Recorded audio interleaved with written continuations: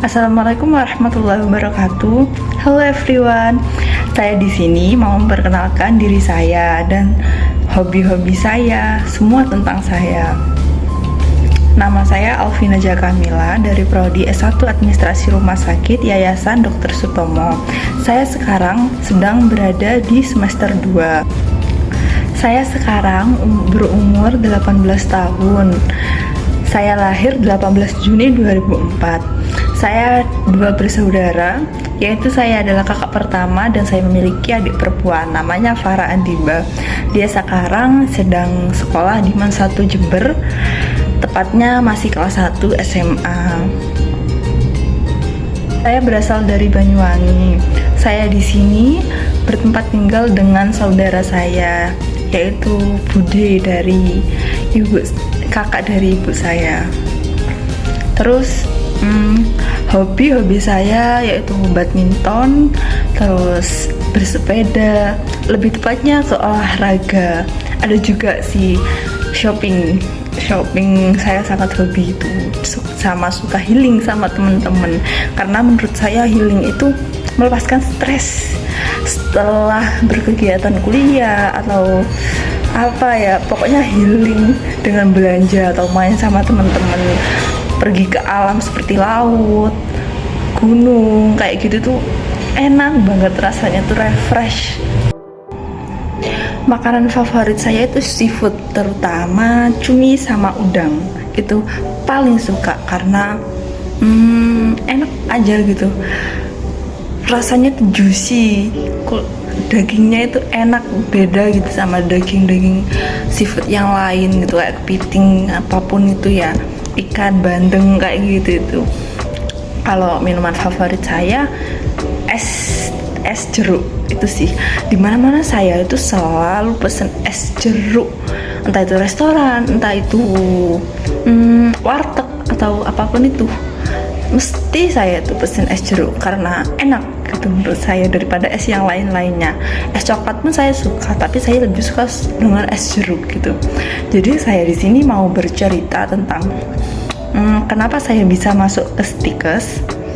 Jadi awal mulanya saya itu sebenarnya ingin mengambil psikologi, cuman orang tua saya kurang menyetujui pilihan saya. Jadi mereka lebih mengarahkan ke administrasi. Katanya administrasi itu lebih banyak peluangnya untuk bekerja, padahal psikolog pun kayak gitu sebenarnya, cuma orang tua saya lebih setujunya saya masuk ke administrasi gitu. Dan waktu itu saya tuh daftar SNMPTN, tapi saya ketolak SNMPTN itu tadi. Makanya, dan teman-teman saya tuh banyak yang keterima di kampus-kampus. Udah ada yang masuk negeri, UB, UIN, terus UIN Malang kayak gitu, UNER, udah banyak yang masuk kayak gitu, UNESA gitu. Tapi saya ketolak gitu. Jadi orang tua saya itu, apalagi terutama itu sepupu saya itu sudah masuk keterima ke kampus UIN Jember gitu, dan sahabat saya pun juga sudah masuk ke UNEJ Jember. Nah, orang tua saya kan jadi khawatir gitu ya, kok anak saya belum keterima sendiri gitu, padahal masih ada jalur kedua yaitu SBMPTN.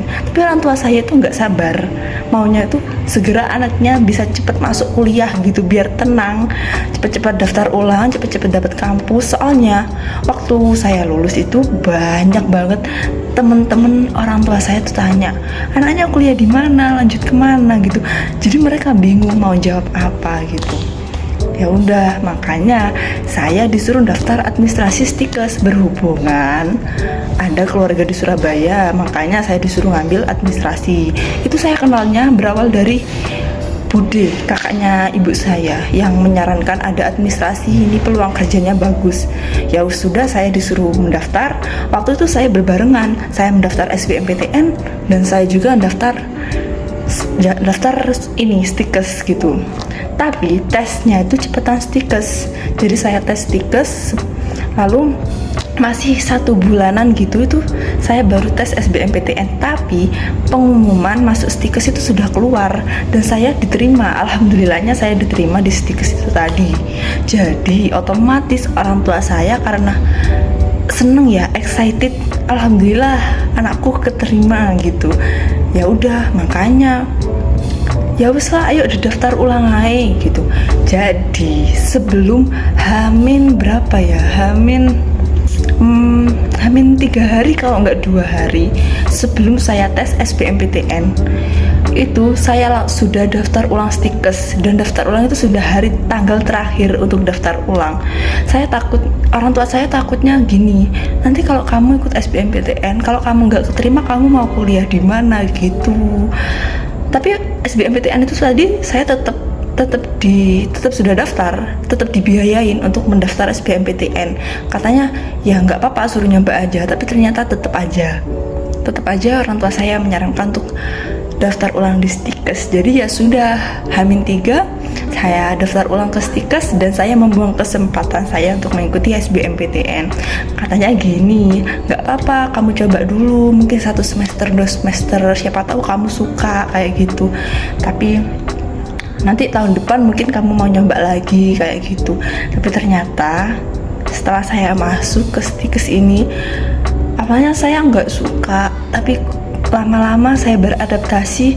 Sekarang saya semester 2 ya, jadi saya rasakan, oh ternyata nggak sesulit itu administrasi. Emang ada hitung-hitungannya gitu, tapi ya masih bisa connect sama saya lah, soalnya jurusan saya kan juga IPS gitu, jadi masih nyambung gitu, gak terlalu jauh banget. Soalnya ada satu alasan saya masuk psikolog itu karena saya tuh menghindari hitung-hitungan, karena saya nggak suka banget hitung-hitungan. Nggak tahu kenapa, saya tuh lebih suka nalar gitu. Kata teman-teman saya bahkan kayak gini, kamu tuh sering nerawang gini-gini. Enggak, maksudnya lebih suka bicara lah kayak gitulah, daripada hitung-hitungan apa sih itu namanya, eksak ya kayak gitu, semacam itulah gitu. Ya itulah tadi cerita saya kenapa saya bisa kuliah di stikes. Tapi alhamdulillahnya sekarang itu saya sudah suka kuliah di sini, dan saya merasa oh ternyata ada passion saya di sini tuh. Jadi saya nggak mau untuk, masih belum mau berpikiran untuk pindah jurusan atau apapun itu. Saya menikmati prosesnya, dan saya mencoba untuk mencintai jurusan ini dengan tulus, ikhlas gitu. Ternyata saya juga berpikir lagi, oh iya ya, ternyata pilihan orang tua tuh nggak ada yang salah gitu. Pasti itu mau yang terbaik buat kita, nggak ada yang orang tua yang mau menjerumuskan kita ke jalan yang nggak benar gitu. Meskipun di dalam perjalanan selama 2 semester ini banyak banget rintangannya, kerikil-kerikilnya, kecil-kecil itu banyak banget, tapi alhamdulillahnya saya masih punya Allah, dan ya terlewati semuanya sampai sekarang. Alhamdulillah saya masih bisa mendapatkan teman-teman yang baik, meskipun sekelas itu cuma 14 anak. Tapi nggak apa-apa, teman-teman saya baik semua, udah kayak saudara sendiri. Ya udah, itu tadi pengalaman saya. Terima kasih. Saya di sini mau memperagakan perkenalan secara nonverbal.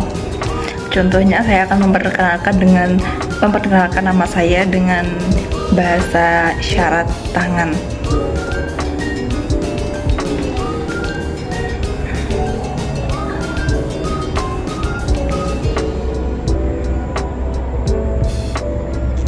Itu tadi nama panggilan saya, dan setelah ini ekspresi. Ekspresi ketika hati gembira. Ekspresi ketika sedang berpikir something. Ekspresi kaget melihat sesuatu yang aneh. Ekspresi ketika mencari sesuatu yang hilang. Ekspresi ketika sedang melamun. Ekspresi sedang berbincang sama bapak-bapak. Ekspresi ketika bahagia masalah sudah selesai. Ekspresi sedang melihatkan sesuatu kepada orang. Ekspresi sedang menggunjing teman. Ekspresi menahan amarah. Ekspresi fokus mendengarkan dosen. Terakhir, ekspresi mau tobat meminta ampunan kepada Tuhan. Terima kasih banyak, sekian. Wassalamualaikum warahmatullahi wabarakatuh.